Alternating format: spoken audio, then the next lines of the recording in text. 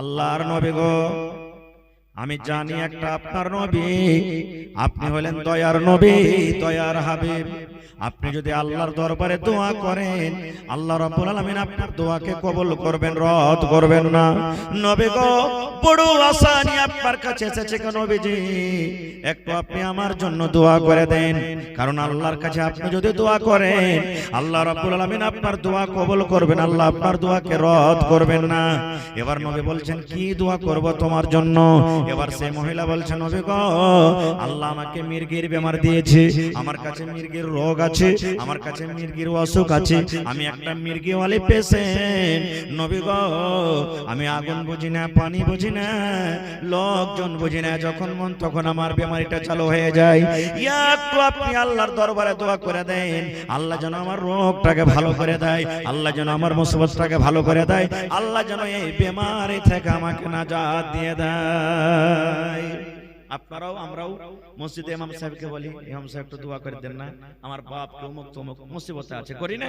তো রাসূলের দরবারে যায়, রাসূলকে বলছেন, হুজুর একটু দোয়া করে দেন, আল্লাহ যেন আমার মির্গির বেমারকে দূর করে দেয়।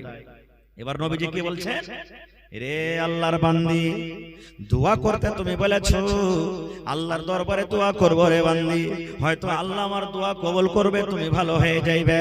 তবু আল্লাহর বান্দি রে, তোমাকে দুটা কথা বলবো, দুটার মধ্যে যেটা তোমাকে ভালো লাগবে সেটা তুমি আমাকে বলো। বলছে, কি নবী গো দুটা কথা? নবী বললেন, এই আল্লাহর বান্দি, আল্লাহ তোমাকে বেমারি দিয়েছে, রোগ দিয়েছে, তুমি যদি সবর করতে পারো, তুমি যদি ধৈর্য ধরতে পারো, যদি তুমি আল্লাহকে বলো, মাবুদ রে তুমি আমাকে বেমারি দিয়েছো, আমি সবর করব, আল্লাহ আমি ধৈর্য ধরবো, এই বেমারির কারণে তুমি সবর করতে পারো, তাহলে আল্লাহর জান্নাতের ভিতরে তুমি চলে যাবে, এই বেমারিটার কারণে তোমাকে আল্লাহ জান্নাত দিয়ে দিবে। আর যদি বলো না, দোয়া করে দেন, আমি ভালো হইতে চাই, তাহলে আমি নবী দোয়া করব, হয়তো আল্লাহ তোমাকে ভালো করে দিবে। তাহলে তুমি কোনটা চাও বলো তো? আল্লাহর জান্নাতে যেতে চাও সবর করে, আর না আমি নবী তোমার জন্য দোয়া করব, তুমি ভালো হইতে চাও? এই যুগের আমরা মানুষ হতাম তো কি বলতাম, বলি সাহেব দোয়া করে দাও না জি, জান বেজে থাকলে মেলে কিছু হইবে নাকি? কিন্তু এরা আমার মা, এ বোনেরা শুনেন, সেই মহিলা বলছেন, নবী গো, আর দোয়া করতে বলবো না গো নবীজি, আর আপনাকে দোয়া করতে হবে না। নবী গো, আল্লাহ রাব্বুল আলামিন আমাকে যে মির্গির বেমার দিয়েছেন গো নবীজি, আমি সবর করব, আমি ধৈর্য ধরব, সবর করে আমি আল্লাহর জান্নাতে যেতে চাই গো নবীজি, আর আপনাকে দোয়া করতে হবে না। আল্লাহ আমাকে বেমারি দিয়েছে, বেমারির কারণে আমি সবর করে আমি আল্লাহর জান্নাতে যেতে চাই। নবীজি আর দোয়া করতে হবে না, আমি সবর করে আল্লাহর জান্নাতে যাব। কিন্তু নবী গো, একটু আর আমার জন্য দোয়া করে দেন গো নবীজি, আমার বেমারিটা ভালো হয়ে যায়, এর জন্য নয়, আমি বেমারির পরে সবর করব নবী গো, এই জন্য আমি আপনার কাছে দরখাস্ত করি, দোয়া করে দেন।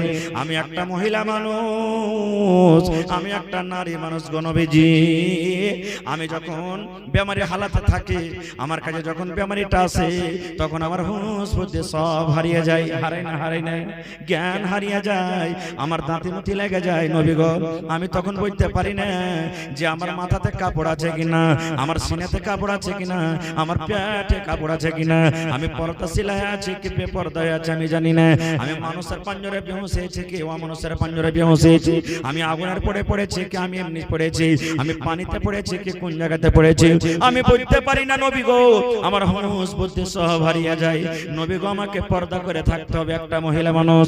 নবী গো, একটু আল্লাহর দরবারে দোয়া করে দেন, যখন আমার কাছে বেমারিটা আসবে, আমার কাছে যখন রোগটা আসবে, আল্লাহ যখন আমাকে বেমারিটা দিবে, আমি যখন বেহুশ হয়ে যাব, তখন যেন আমার মাথাতে কাপড়টা থাকে, আমার যেন পিঠে কাপড়টা থাকে, আমার যেন সিনাতে কাপড়টা থাকে, আমি যেন পর্দাশীলা হয়ে থাকি নবী গো, আমি যেন বেপরদা না হয়ে যাই।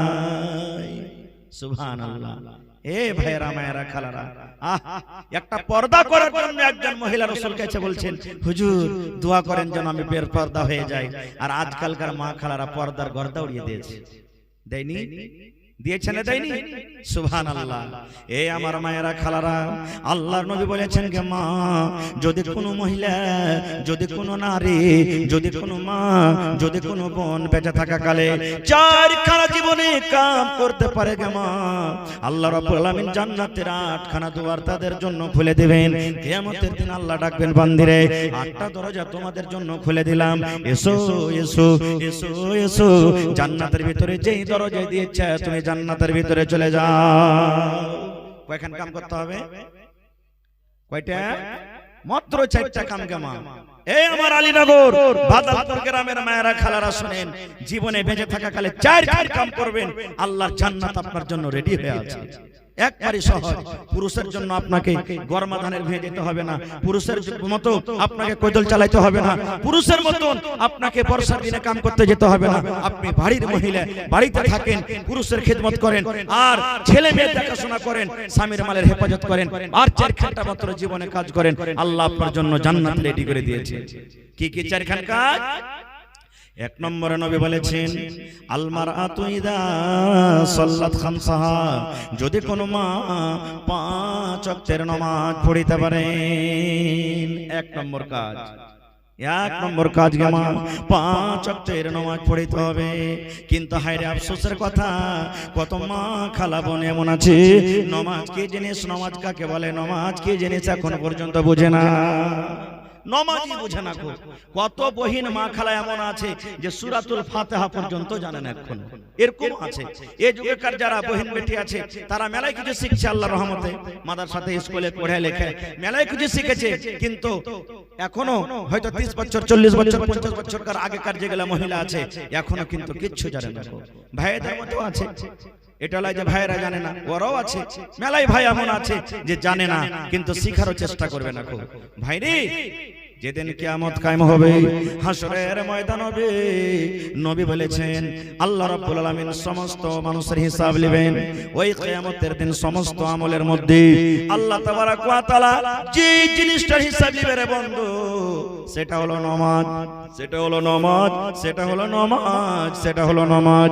নবী বলেছেন যার নামাজের হিসাব ভালো, নামাজে যে পাস হয়ে যাবে সমস্ত জায়গাতে পাস হয়ে যাবে, আর যারা নামাজে ফেল করে যাবে কিয়ামতের মাঠে কোনো জায়গাতে পাস করতে পারবে না।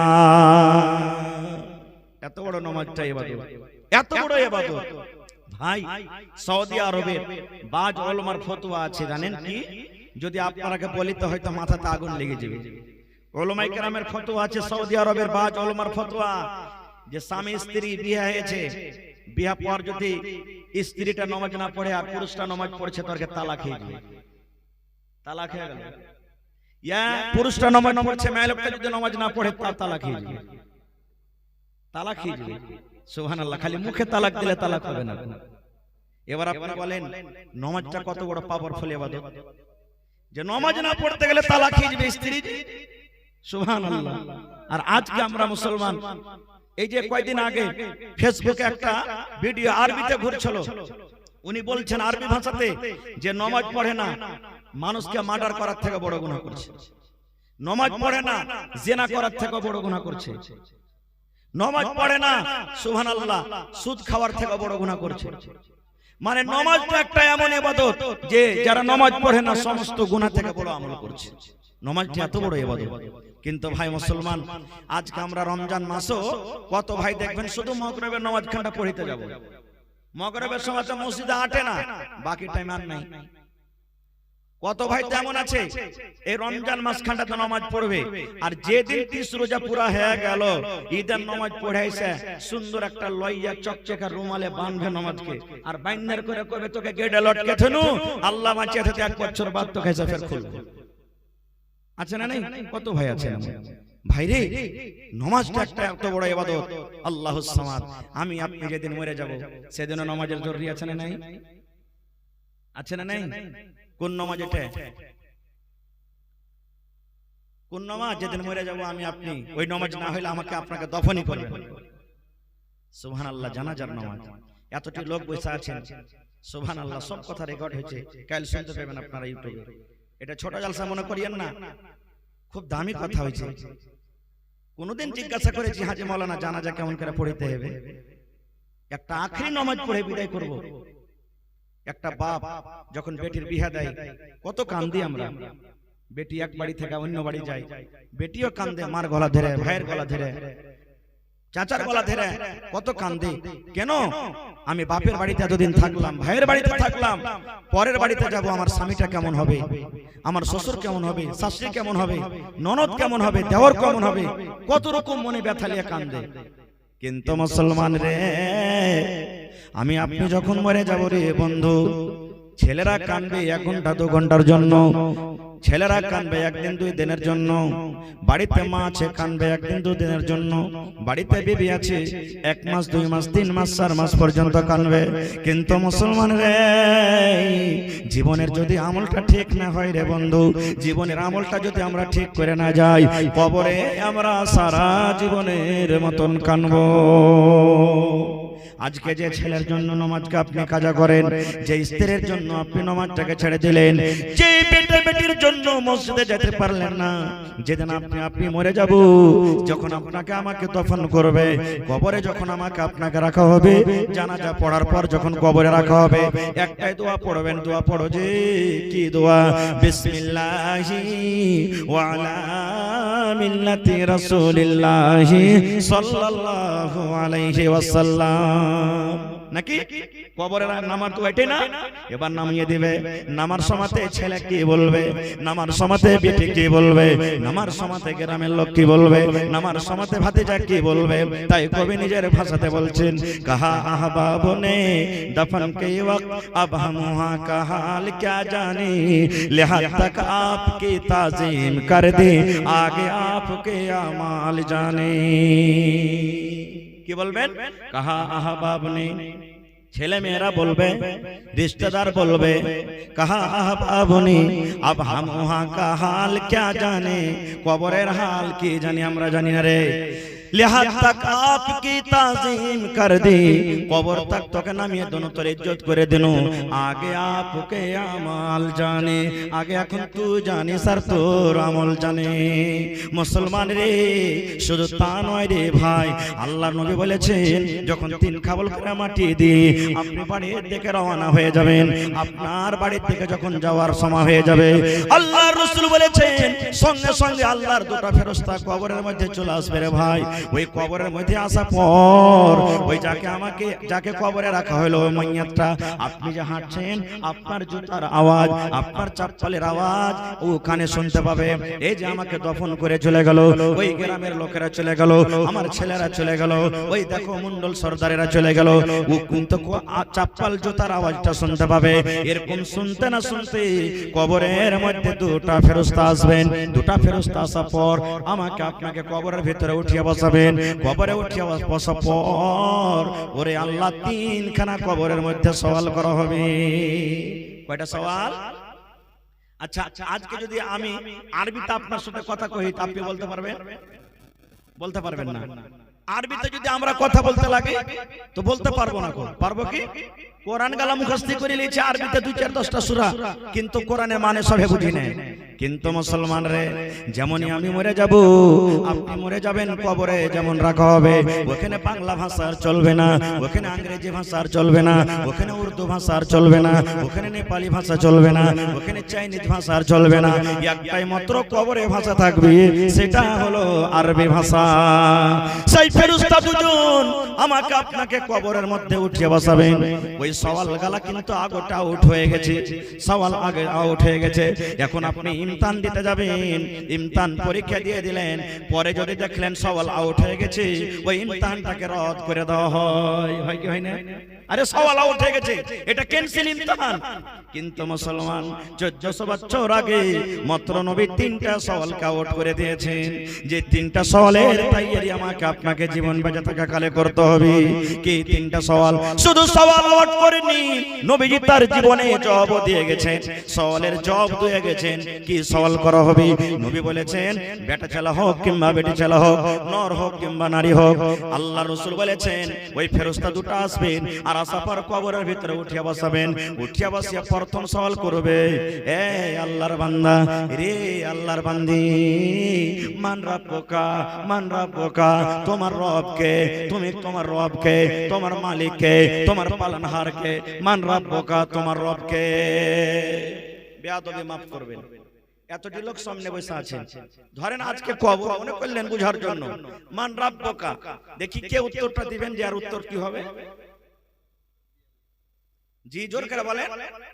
শিখলেন ভাই, শিখলেন। কারণ বেটাকে ইঞ্জিনিয়ার করব, বেটাকে ডাক্তার করব, বেটাকে হাফেজ করব, বেটাকে মাওলানা করব, 500 1000 2000 টাকা মাস দিয়ে টিউশন পড়াচ্ছি, কিন্তু মুসলমানরা জীবনে কোনোদিন কোন মাওলানার কাছে কবরের তৈয়ারির জন্য আমরা টিউশন করি না। আজকে টিউশন আপনাদের। রাসূল বলেছেন যখন প্রথমে সওয়াল করা হবে মান রাব্বুকা, তোমার রবকে, ইমানদার বান্দা যদি না হয়, নেককার মানুষটা যদি না হয়, যদি জীবনে ভালো আমল না করে থাকবে, থরথর থরথর করে কাঁপতে লাগবে, কথা বুঝতে পারবে না, বলবে কি না কি বলছে, বলবে কি না কি বলছে, তখন বলবে হা হা লা আদরি, হা হা লা আদরি, আমি এটা জানি না রে ফেরেশতা, এটা আমি জানি না, এর মানে বুঝি না, আমার রবকে আমার আল্লাহকে আমি জানি না, আমি জানি না, আমি জানি না। তিনটার মধ্যে একটা ফেল। 2 নম্বর তাকে বলা হবে মা দিনকা, তোমার দিন কি রে, তুমি কোন দিনে ছিলে, কোন ধর্মে ছিলে, কোন মাযহাবকে তুমি মানছিলে, মা দিনকা, তোমার দিন কি, তোমার ধর্ম কি, তুমি কোন দিনে ছিলে? নবী বলেছেন 2 নম্বর তাকে প্রশ্ন করা হবে, হাক্কা বাক্কা খেয়ে যাবে। ইমানদার যদি না হয়, জীবনের আমল যদি ঠিক না হয়, তখন আবার তাকে বলবে হা হা লা আদরি, আমি জানি না, আমি বুঝি না, আমি জানি না, আমার দিন কি, আমার ধর্ম কি, জানি না। 2 নম্বর ফেল। 3 নম্বর প্রশ্ন করা হবে মা হাদার রাজুল, নবীর একটা ফটো দেখা হবে, কিংবা তাকে বলা হবে মান নবিয়কা, তোমার নবীর নাম কি, তোমার রাসূলের নাম কি, তুমি কোন নবীর উম্মত ছিলে, তুমি কোন নবীকে মাননেওয়ালা ছিলে, তুমি কোন নবীর উম্মত ছিলে, সেই নবীটার নাম বলে দাও। কিংবা মা হাদার রাজুল, এই ফটোটাকে তুমি চিনতে পারো, এই ছবিটাকে তুমি চিনতে পারো, এই লোকটাকে।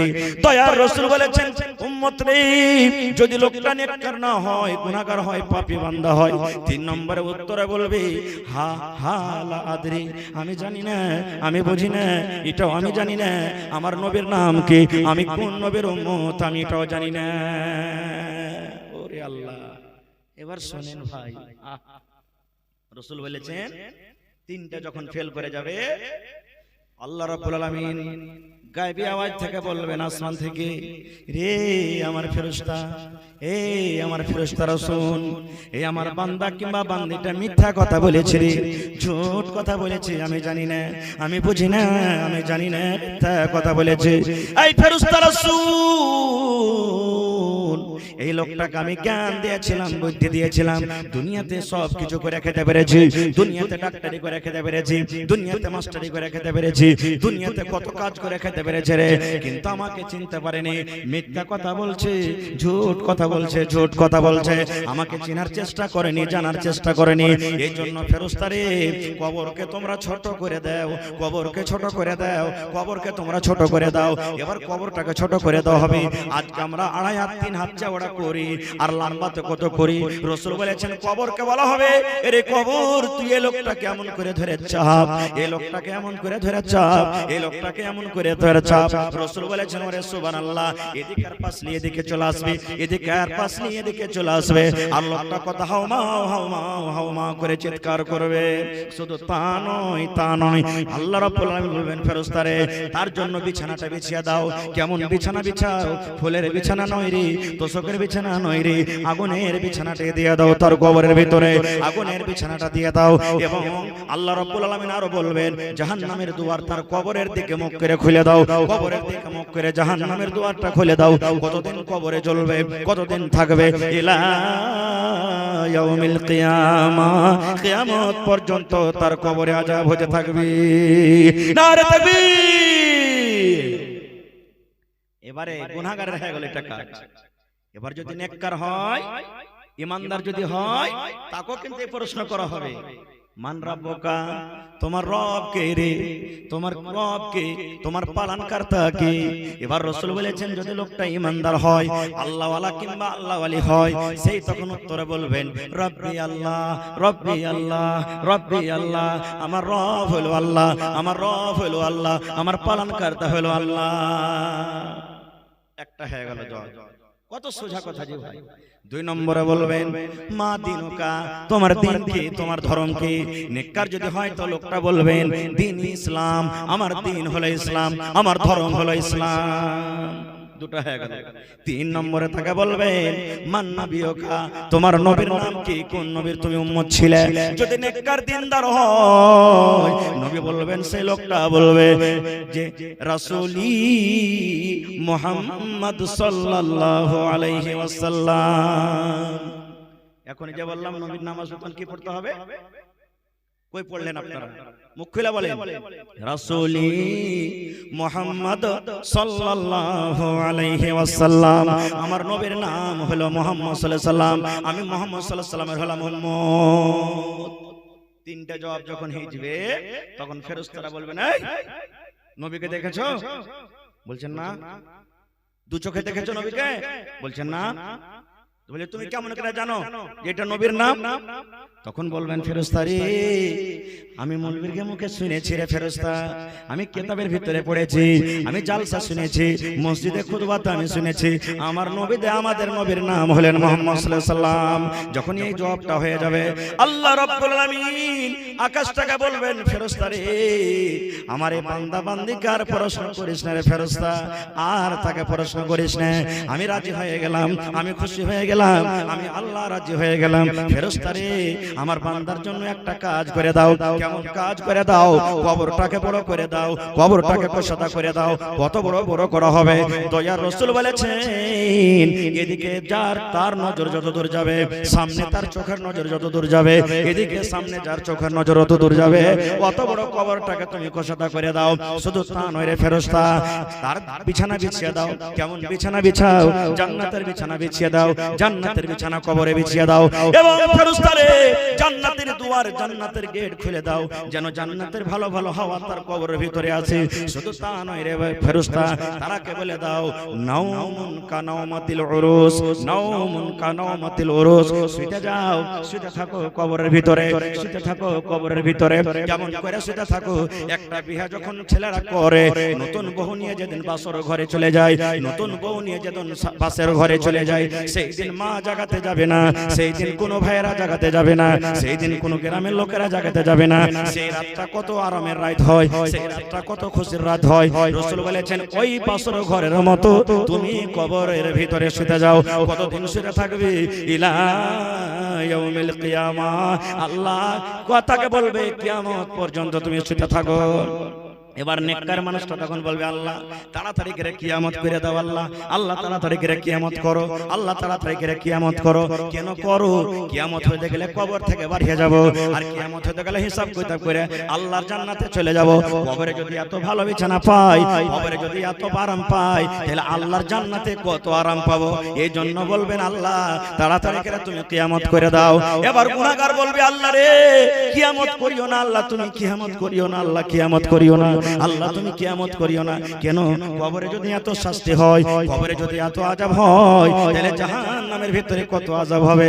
আল্লাহ তুমি কিয়ামত করিও না, আল্লাহ এই কবরটা ঠিক আছে, তুমি কিয়ামত করিও না। ভাইরে, এবার আর কি আযাব হয় জানেন? দয়ার রাসূল বলেছেন একটা কানা ফেরেশতা কবরে আসবে, বহরা ফেরেশতা কবরে আসবে, শুনতে পাই না, শুনতে পাই না, বহরা ফেরেশতা কবরে আসবে। আর তার হাতে কি থাকবে? হাতুড়া থাকবে। কেমন হাতুড়া থাকবে রে ভাই? ওরে সুবহানাল্লাহ, এই দুনিয়ার হাতুড়া নয়, ওরে আল্লাহ যাকে আমরা গুরজ বলি, গুরজ বলি। দয়ার নবী বলেছেন এত ওজন, এত ভারী হাতুড়া হবে। ওই হাতুড়া খানটা যদি পাহাড়ের উপরে রাখা হয়, পাহাড়ে যদি একটা বাড়ি মারা হয়, পাহাড় পিছে পিছে ছাতু বালি হয়ে যাবে। এরকম হাতুড়ার বাড়ি ওই ফেরেশতা তাকে কবরের মধ্যে রাখবেন, তাকে মারবেন পিটবেন। ও হলো বহরা। কেন আল্লাহ তাকে বহরা করে পেটাবেন? এই জন্য বহরা করে পেটাবেন যে যখন তাকে মারা হবে ও কত হাউমাউ করে চিৎকার করবে। আর বহরা মানুষ যতই কানবে, যত চিল্লাবে মারিও না, বাঁচাও, মাগে মরে গেলাম যে মা, ও কানে শুনতে পাবে না, তার দয়া হবে না। হবে কি?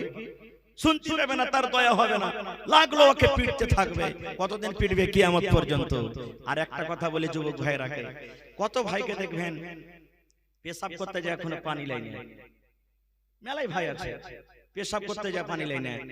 ভাই রাসূল বলেছেন পানি না পাও তো ঢেল লিয়ে যাও, ইট লিয়ে যাও, তুমি পেশাবটা এমনি করিও না। কিন্তু কত ভাই দেখবেন পেশাব করলে লল ঝুঁকিয়ে চলে এলো, বাস মারতে থেকে গেল না। রাসূল বলেছেন আল্লাহ নবীর জামানাতে একজন সাহাবী তাকে যখন মাটি দিতে গেলেন, কবর দিতে গেলেন, যেমনই মাটি বরাবর করে দেওয়া হলো, দয়ার নবী আল্লাহু আকবার আল্লাহু আকবার আল্লাহু আকবার আল্লাহু আকবার জোর জোর করে নবী পড়তে লাগলেন।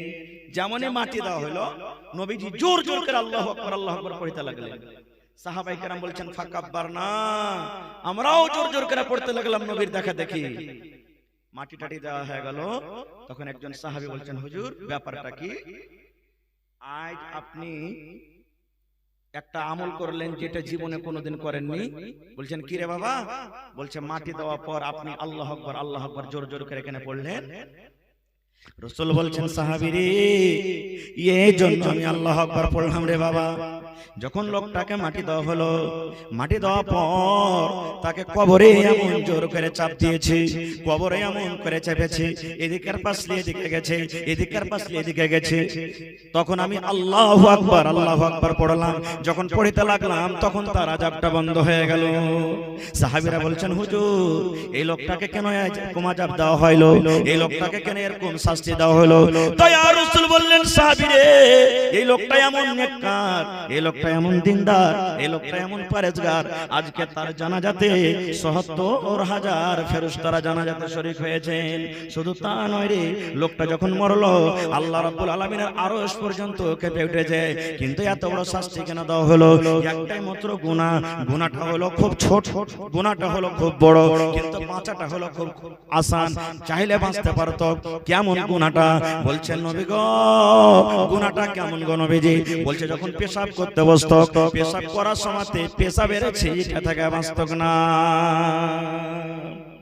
পেশাবের ছিটা থেকে বাঁচত না।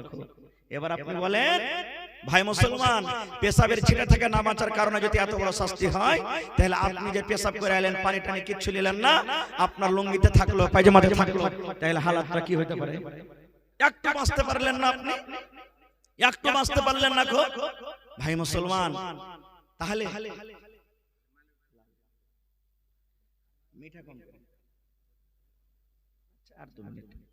তো ভাইরা আমার, এই যে আমাদের আমলটাকে ঠিক করতে হবে ভাই। আমল ঠিক না করলে কিচ্ছু নাই ভাই। আজকে আমি আপনি বসে আছি, মরে যাব, কেউ চলে যাবে ভাই, কেউ চলে যাবে, কেউ যাবে না শুনতে, কোন ছেলে পেলে কেউ যাবে না। আমি আপনি মরে যাব, যতই চাই সম্পত্তি করে যাই, যখনই মরবো দেখবেন কত বাড়িতে দেখা গেছে বাপ মরে গেছে, আলমারির চাবি বাক্সর চাবিলে ছেলে পেলে ঝগড়া করেছে। ও কইছে আমি কথা লিব, ও কইছে আমি লাখের লিব, ও বলছে আমি কানের লিব, ও কইছে শুন এই বাপের বল যে বান্ধা আছে, আমি বাপের ছোট বেটা, আমি বলতে পালিয়ে লিব। বড় বেটা কইছে এই আমি কি খাটিনি, তুই একটা লে আমাকে একটা দে। দুনিয়াতে ভাগযোগ শুরু হয়ে গেল ভাই, দুনিয়াতে ভাগযোগ শুরু হয়ে গেল। সুবহানাল্লাহ। আজকে আমরা ভাগযোগ করছি জমিন জায়গা, শরীয়ত জানি না, শরীয়ত বুঝি না। রাসূল বলেছেন রে আমার উম্মত, একটা লোক যখন মরবে, মরার পরে পরে তোমরা দাওলাত ভাগ করিও না, সম্পত্তি ভাগ করিও না। বলবেন হাজী মাওলানা কখন ভাগ করব? রাসূল বলেছেন যখন লোকটা মরে যাবে, মরার পর দেখো তার কাছে মাল আছে কিনা, কতটি মাল, কাফন কেনার সমান তার কাছে টাকা আছে কিনা, কাফন কেনার সমান তার কাছে পয়সা আছে কিনা, কাফন কেনার সমান তার কাছে জমিন আছে কিনা। প্রথমে কাফনের কাপড় কেন, প্রথম কি কিনতে হবে? কাফনের কাপড়। যে মরলো তার টাকা দিয়ে কাফনের কাপড় কিনতে হবে। এবার দেখলেন যে কাফনের কাপড় কিনে টাকা বাঁচছে, জমিন জায়গা মাল গরু বাঁচছে। রাসূল বলছেন 2 নম্বরে তার কর্জা দেখো, মাথাতে যদি কর্জা লিয়া থাকে, 10,000 লিয়া থাকে, 20,000 লিয়া থাকে, 10 টাকা লিয়া থাকে, কর্জা দেখো। জীবনে তার যদি করজ থাকে, যে মাল বেচা আছে ওই মাল থেকে তার করজটাকে তুমি শোধ করে দাও। দুটা হয়ে গেল। এবার বলবেন মাওলানা করজ শোধ করার পরও কিন্তু এখনো মাল আছে। রাসূল বলেছেন 3 নম্বরে দেখো ওয়াসিয়াত করে গেছে কিনা। ওয়াসিয়াত যদি করে থাকি ওই ওয়াসিয়াতটাকে তোমরা পুরা করে দাও। কেমন ওয়াসিয়াত?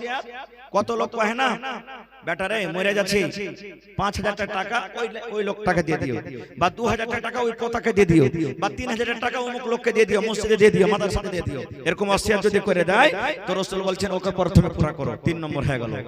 তারপরে দেখছেন ওয়াসিয়াত পুরা করার পরও টাকা পয়সা মাল দৌলত বাঁচছে।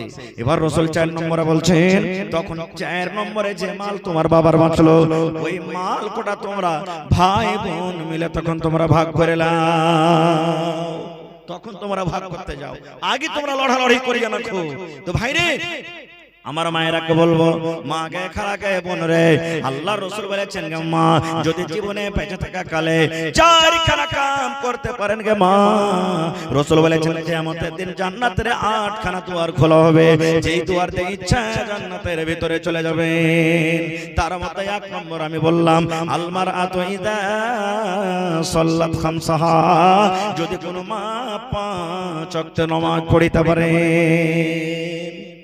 নামাজটা কত বড় ইবাদত জানেন?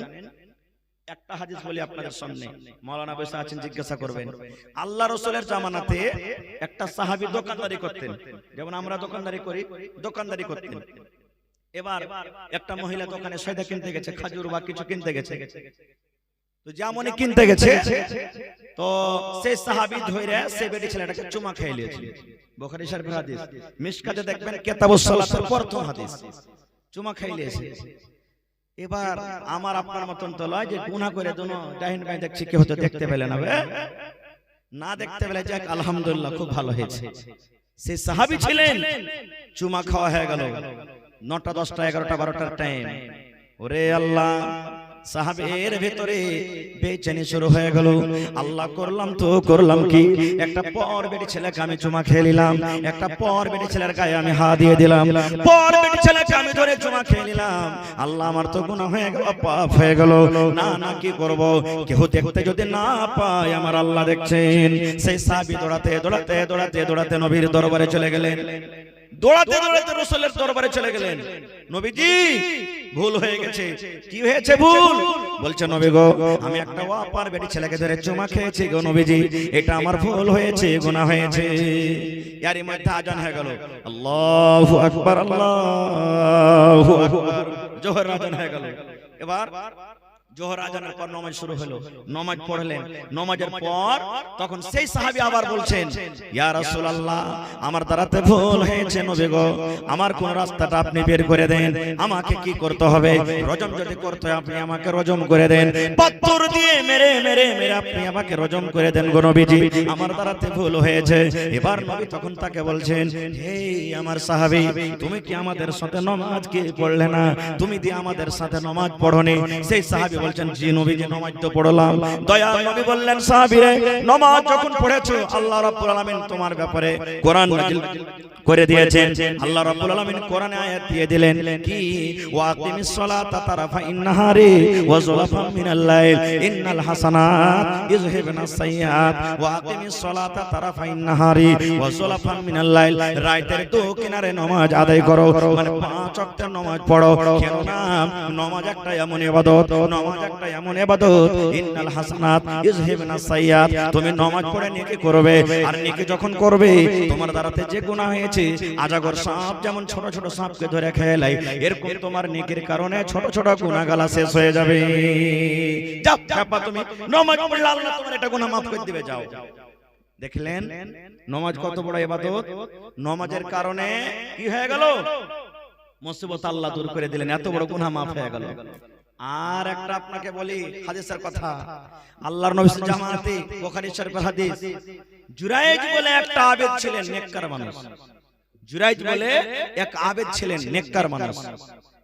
ও গ্রামে ইবাদত করতো না, জঙ্গলে যে ইবাদত করতো। গ্রামে থাকবো আমি, জঙ্গলে ইবাদত করব।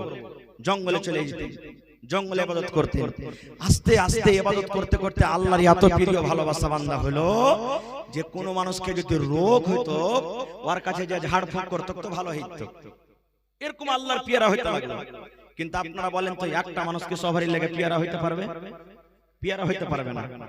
100টা মানুষের মধ্যে হয়তো 50টা মানুষ আমাকে ভালোবাসে, 50টা আপনাকে ভালোবাসে। আল্লাহর নবী সবারই লেগে ভালো হইতে পারেন, তা আমি আপনি কি? আল্লাহ রাসূল যদি সবারই লেগে ভালো হইতে পারতো তো ওর চা ছাই মানাতো না নাকি? হ্যাঁ, তো ইবাদত জঙ্গলে করছেন। এবার কিছু লোক তখন বলছেন যে এই শালা জুরাইজ ঝাড়ফুঁক করছে, ভালো হচ্ছে, সব নাম তো খুব কমিয়ে নিলে, থাম, একে বদনাম করব। কেমন বদনাম করব? তো একটা বেটি ছেলেকে ডাকা হলো, বুখারী শরীফের হাদিস। একটা বেটি ছেলে, সুন্দর খুব বেটি ছেলে, তাকে ডাকা হলো। তখন বলছে যে এই তোকে একটা কাজ করতে হবে। লোকেরা মিলে বলছে তোকে একটা কাজ করতে হবে, আর তুই যা চাইবি তাই তোকে দেব। বলছে কি কাজ? বলছে ওই জঙ্গলের ভিতরে যে জুরাইজ নামে একটা লোক আছে, আবেদ, ইবাদত বندگی করে, ওকে যে কোনো হালাতে হোক নিজের জালে তোকে ফাঁসাতে হবে, এটাই কাজ, আর কিছু করতে হবে না। তখন মেয়ে লোকটা বলছে যে এটা তো আমার বাঁয়ে হাতের খেল। আল্লাহকে যত রূপ দিয়েছে না, এক কিছুতে একবারে একটা চোখের পলক মারার পর যে আমার কাছে এলো না এলো। সুবহানাল্লাহ। কারণ মায়ের লোককে আল্লাহ চিন্মুখ লাহা করেছে নাকি? সুবহানাল্লাহ। এমনি কথাতে কথাতে বলে না, বাহিরে বাহিরে বড় বাবু আর মায়ার কাছে সবাই কাবু নাকি? দুনিয়ার মানুষকে কেউ বুঝাতে পারবে না, এক মৌলবি আর এক মৌলবিকে বুঝাতে পারবে না, এক মোড়ল আর এক বুঝাতে পারবে না, এক উকিল আর এক উকিলকে বুঝাতে পারবে না। কিন্তু ওই উকিলকে, মৌলবিকে, মোড়লকে বুঝাতে গেলে ওর স্ত্রী ওর জন্য কাফি। এটা হাদিসের কথা, রাসূল বলেছেন। তো বলছেন যে মায়ের লোকটা যে আমি পেরে নেব। বলছে ঠিক আছে, তো কি করতে হবে? বলছে আমাকে তোকে দুটো সামান দিতে হবে। মহিলাটা বলছেন কি? বলছে একটা তলোয়ার দাও আর একটা 2-2.5 বছরকার ছেলে দাও আমাকে। বলছে কি করবে? বলছে কি করব, আমার কথা, এটা ছেড়ে দাও, তোমরা দাও। একটা তলোয়ার আর একটা ছেলে দিয়ে দিল। এবার ওই দুটো জিনিস নিয়ে চলে গেল জঙ্গলের ভিতরে জুরাইজের কাছে। এবার সুবহানাল্লাহ, তার আগেকার ঘটনা আপনাদের সামনে বলছি। ওই জুরাইজের ছিল কিন্তু বাড়িতে একটা বুড়ি মা। জুরাইজের আবেদের বুড়ি মা ছিল। দেখেন বেটা যখন দেশ বিদেশে থাকে মার দিল কাটে, ছেলের অতখানি কাটে না যতক্ষণ মার কাটে। একদিন মা, বুড়ি মানুষ, লাঠি নিয়ে টুকটুক করে হাঁটতে হাঁটতে হাঁটতে চলে গেছে বেটার সাথে দেখা করার লেগে। দেখা করতে চলে গেছে। আর ওই সময়তে কিন্তু ওর বেটা নামাজ পড়ছে জুরাইজ। মা বলছে বেটা দেখা কর, কথা বল, আয়, কতদিন থেকে তোর সাথে কথা বলতে পারিনি, আয় কথা বল। এবার নামাজ পড়ছেন। নামাজ ছেড়ে দেখা করতে গেলে গুনাহ হবে। এবার জুরাইজ বলছেন আল্লাহ জি, আমার মা আমাকে ডাকছি আর আমি তোমাকে নামাজে ডাকছি, আল্লাহ কার কথা শুনবো? যদি নামাজ ছেড়ে দিই তুমি নারাজ হয়ে যাবে, আর মার কথা না শুনি হয়তো মা নারাজ হয়ে যাবে। আল্লাহ এখন করব কি? এবার মনে মনে বলছেন না, মার সাথে পরে দেখা করব, আমি নামাজটা পুরা করে নি। নামাজ এখন পড়েলি। নামাজ তো খুব লম্বা লম্বা না পড়তেন ওরা, খুবই লম্বা লম্বা নামাজ পড়তেন। রাসূল বলেছেন মা দেখে দেখে বাড়ি ঘুরে চলে গেলেন, কাল আসবো ফের। তারপরের দিন ফের মা এসেছে, দেখছে তো ওই টাইমে ওর বেটা নামাজ পড়ছে। এবার মা বলছে বেটা রে, আমি বুড়ি মানুষ আসতে পারি না রে বেটা, কত কষ্ট করে তোর সাথে দেখা করতে এসেছি। ও বেটা জুরাইজ, আরে বেটা আমার সাথে আজ কথা বল রে বেটা, আয় তুই আমার কাছে আয়, কথা আমার সাথে বল। সেই দিনে বলছেন আল্লাহ, মার সাথে আমি দেখা করব না, আমি তোমার সাথে কথা কহব। আবার বলছেন নামাজ পুরা করলে তো মার সাথে কথা কহব। নামাজ পড়তে না পড়তে মা এবারও কিন্তু বাড়ি চলে গেলেন। 3 দিন 3 নম্বরে আইলেন, তৃতীয় দিন সেদিনও নামাজ পড়ছেন। এবার মা বলছেন বেটা রে, আমি 3 দিন এনু রে বেটা, তুই আজ আমার সাথে কথা বল, আমি আর আসতে পারবো না রে বেটা, কত কষ্ট করে এসেছি রে বেটা, আয় আমার সাথে দুটো কথা বল। কিন্তু সেই দিনও কথা বললো না। এবার মা, হায় রে মা, মা দোয়া করছেন আল্লাহ রে, আমি 3 দিন এলাম, আমার ছেলে আমার সাথে দেখা করলো না, আমার ছেলে আমার সাথে কথা বললো না। আল্লাহ মা হয়ে আমি দোয়া করছি, মাবুদ মাবুদ রে, আমার ছেলে জুরাইজের অতদিন মত না হয়, আমার ছেলে জুরাইজ যতদিন দুনিয়া থেকে না যায়, যতক্ষণ একটা বেশ্যা নারীর মুখ না দেখে, একটা রান্নি নারীর মুখ না দেখে, একটা ব্যভিচার নারীর মুখ না দেখে, আমার ছেলে জুরাইজের অতদিন দুনিয়া থেকে মত না হয়, যতদিন একটা বেশ্যা নারীর মুখ না দেখে। বদদুয়া করে দিলেন, আল্লাহ আমার ছেলে জুরাইজের অতদিন মত না হয়, যতদিন একটা বেশ্যা নারীর মুখ না দেখে। আল্লাহ রাসূল বলেছেন তিন রূপ মানুষের দোয়া আল্লাহর কাছে কবুল হবে বিজলির কারেন্টের মতন, মধ্যখানে কোনো আড় পর্দা হবে না। একটা হলো কে, তিনজনের মধ্যে মাজলুম, আপনি আমার পরে খুব জুলুম করছেন, আমি আপনার পরে খুব জুলুম অত্যাচার করছি, পাগল হয়ে গেছেন নাকি জি? আমি আপনার পরে জুলুম অত্যাচার করছি। তিন রকমের মানুষের দোয়া আল্লাহ তাবারক ওয়া তাআলার দরবারে কবুল হবে। তার মধ্যে একটা হলো কে, মাজলুম, আইল দাবিয়েছি আপনার, আপনাকে মেরেছি, পিটেছি, কষ্ট দিয়েছি, আপনার ক্ষমতা নেই আমার সাথে লড়ার। আপনি যদি আল্লাহকে বলেন, মাবুদ রে, আব্দুল জাব্বার, আব্দুল কুদ্দুস, হালেমা সায়েদ আমার মুরগি মেরে খেয়ে নিয়েছে, আমার ছেলেরাকে ধরে ধরে মারছে, আমার আইলটা দাবিয়ে নিয়েছে, তাকে লড়াই করতে পারবো না, তাকে যুদ্ধ করে পারতে পারবো না। আল্লাহ গো, তোমার উপরে বিচার ছেড়ে দিলাম, আল্লাহ তার বিচার তুমি করে দাও। রাসূল বলেছেন এই মাজলুম যখন আল্লাহর দরবারে দোয়া করবেন, বিজলির কারেন্টের মতন আল্লাহর দরবারে দোয়া কবুল হয়ে যাবে, বিজলির কারেন্টের মতন দোয়া কবুল হয়ে যাবে। এক নম্বর হয়ে গেল।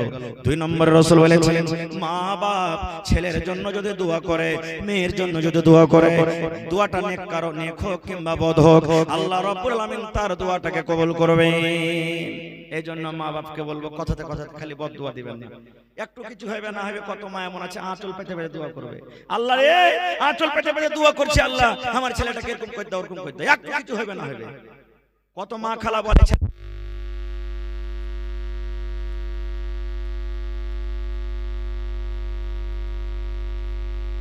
বাপের কাছে লাহারে লিয়ে যা, যাবো না, খালে ভর তোকে খালে শুনে ভরে, গোলামের বেটা গোলাম, খালে তুই নিয়ে যা, খালে নিয়ে যেতে।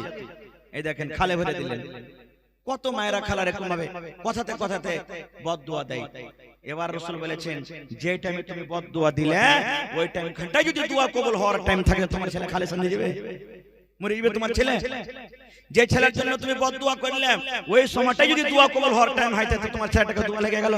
এই লেখা কথাতে কথাতে খবরদার বদদুয়া দিও না, বদদুয়া দিও না। মা দোয়া করলেন আল্লাহ আমার ছেলে জুরাইজের অতদিন মত না হয়, যতদিন বেশ্যা নারীর মুখ দেখবে, মা দোয়া করে চলে গেলেন। এবার ওই বেটি ছেলে বেশ্যা নারী একটা তালোয়ার একটা ছেলে নিয়ে চলে এসেছে জঙ্গলের ভিতরে জুরাইজের কাছে, দেখছে জুরাইজ নামাজ পড়ছে, সালাম টালাম ফেরা পর তখন বলছে যে এই আল্লাহর বান্দি তুমি জঙ্গলের ভিতরে একা কি কারণে এসেছো, কি তোমার দরকার? এবার সেই মহিলা বলছেন তোমার কাছে এসেছি তিনটা কাজ নিয়ে। বলছে কি কাজ? বলছে যে তুমি একবার এসো আমার কাছে, জেনা করো আমার সাথে, জেনা ব্যভিচার করো, ডাইরেক্ট বলছেন জেনা করো। বলছেন না জেনা করব না, এটা গুনাহ, কাবিরা গুনাহ, বড় কাজ, আমি পারবো না, আমল শেষ হয়ে যাবে, নষ্ট হয়ে যাবে। তো বলছে এটা পারবে না তো না।